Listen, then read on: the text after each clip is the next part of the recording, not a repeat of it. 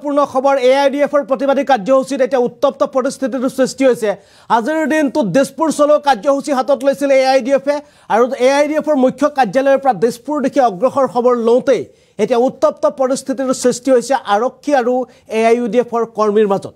আৰু এই মুহূৰ্তত জনাইছো এটা ডাঙৰ খবৰ, AIDF দিছপুৰ চলো কাৰ্যসূচী AIDFৰ দিছপুৰ চলো কাৰ্যসূচী তেওঁলোকে আজি হাতত লৈছে।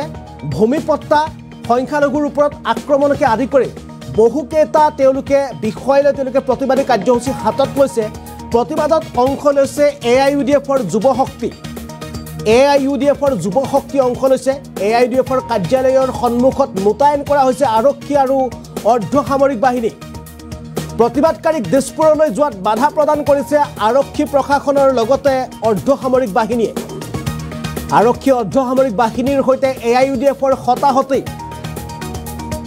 আৰক্ষী অৰ্ধসামৰিক বাহিনীৰ সৈতে AIDFৰ হতাহতি হৈছে, কিয়নো AIDFৰ মুখ্য কাৰ্যালয়ৰ পৰা দিছপুৰলৈ চলো দিল্লী কাৰ্যসূচী লৈছে। দিছপুৰ চলো কাৰ্যসূচী তেওঁলোকে হাতত লৈছিল আৰু ইতিমধ্যে AIDFৰ মুখ্য কাৰ্যালয়ৰ সন্মুখত মোতায়েন কৰি থোৱা অসম আৰক্ষী আৰু অৰ্ধসামৰিক বাহিনীৰ সৈতে এতিয়া হতাহতিত লিপ্ত হৈছে। আমি তাৰ এক্সক্লুচিভ দৃশ্য আপোনালোকক দেখুৱাবলৈ চেষ্টা কৰিম। ইতিমধ্যে AIDF আৰু অসম আৰক্ষী অৰ্ধসামৰিক বাহিনীৰ মাজত হতাহতিৰ এক পৰিৱেশ সৃষ্টি হৈছে, উত্তপ্ত পৰিস্থিতি। এই দৃশ্য দেখুৱাবলৈ চেষ্টা কৰিছোঁ। এয়া হৈছে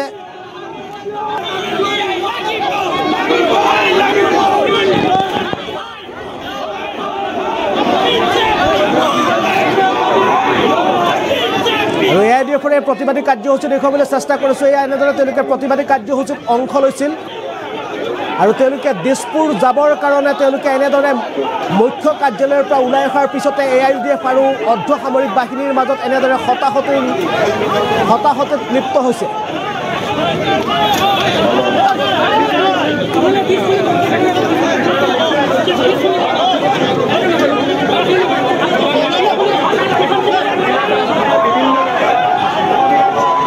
ভূমিপট্টাকে আৰম্ভ কৰি মুছলমানৰ ওপৰত সংখ্যালঘুৰ ওপৰত শেহতীয়া যি আক্ৰমণ আছিল, এই আক্ৰমণক কেন্দ্ৰ কৰি বহুকেইটা বিষয়ক লৈ তেওঁলোকে প্ৰতিবাদী কাৰ্যসূচী হাতত লৈছিল আৰু এই প্ৰতিবাদী কাৰ্যসূচী হাতত লৈ আজি তেওঁলোকে দিছপুৰ চলো এক প্ৰতিবাদী কাৰ্যসূচী হাতত লৈ তেওঁলোকে দিছপুৰ চলো যাবৰ কাৰণে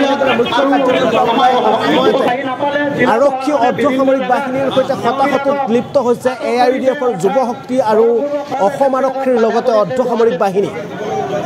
দৃশ্য দেখুৱাবলৈ চেষ্টা কৰিছোঁ। এনেদৰে মোতায়েন কৰা হৈছে AIDFৰ কাৰ্যালয়ৰ সন্মুখত আৰক্ষী আৰু অৰ্ধসামৰিক বাহিনী।